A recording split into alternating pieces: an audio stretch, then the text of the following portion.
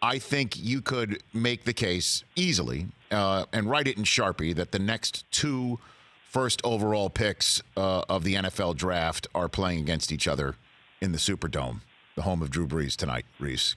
Wouldn't you agree? Absolutely. And quarterbacks are such a valued commodity.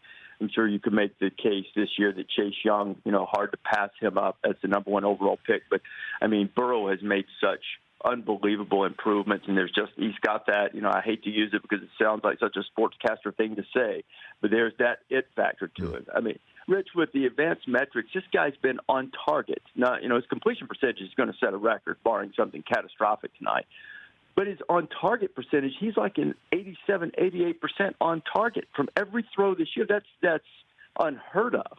And, he's deserving of being the number one pick, and I think that he will be. And there's no question Trevor Lawrence would have been the number one pick last year, this year, and next year. So I can't fathom a situation in which he wouldn't go number one overall. Yeah. We just showed some video of Trevor Lawrence running through and past Ohio State players and that comeback win in the Fiesta Bowl, and I tweeted out on the spot, I think half the NFL is tanking the 2020 season after seeing that one run. It really is amazing. That said, Burrow is the hot quarterback. He is obviously your Heisman Trophy winner, and that is the key tonight, Rece, is how Clemson handles Burrow, or do you got another one for me here?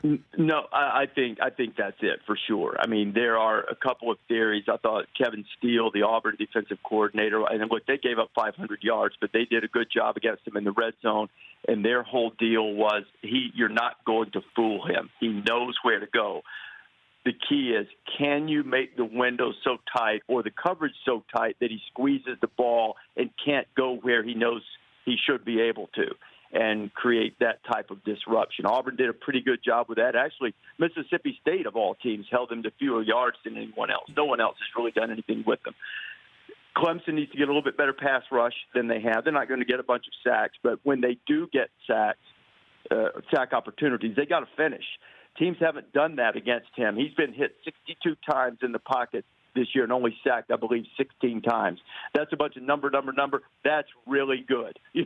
And they're not all clean shot hits, but just his ability to navigate the pocket, avoid a little contact, create a little more time, and make plays. And then sometimes take off running and get 20 and, move the six, because he's a good athlete, too. Clemson has to limit that type of stuff. And I think Caleb Chaston, who's also a good draft prospect, is a real key guy for LSU tonight on the other side of the ball in terms of trying to control the Trevor Lawrence run game you were talking about. Yeah, the Joe Burrow NFL stuff that I see from him is that small little shoulder shake in the pocket to avoid the sack or to buy the time. And when he is running out of the pocket, Rece, he's always got his head up. He's not immediately thinking, I'm going to get the first down with my feet here because that's all I've got. He's always looking down the field. Play's never over because of that. It's unbelievable what he has turned into in just about a year. Unbelievable. Rich, I was talking to a scout the other day, and I actually felt pretty good about it because I was thinking, boy, I really missed on this guy because last year and when I saw him at Ohio State, I thought he was a good, solid college quarterback, son of a coach, tough guy, good guy to have in the program, good guy to lead your team, all that stuff. But I didn't think, he completed 57% of his passes last year. He wasn't, he was just okay.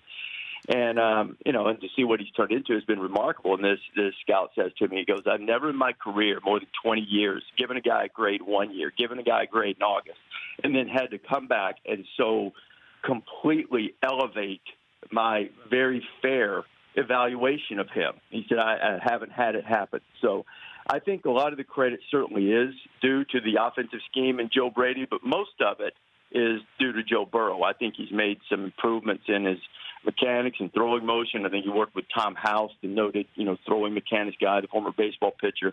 He's done all the things he's needed to do to enhance the other qualities he already had, and he's turned into just a sensational player that I think is going to be a great player in the pros. For more of The Rich Eisen Show, tune to Audience Channel 239 on DirecTV for free on BR Live or download the Rich Eisen Show app.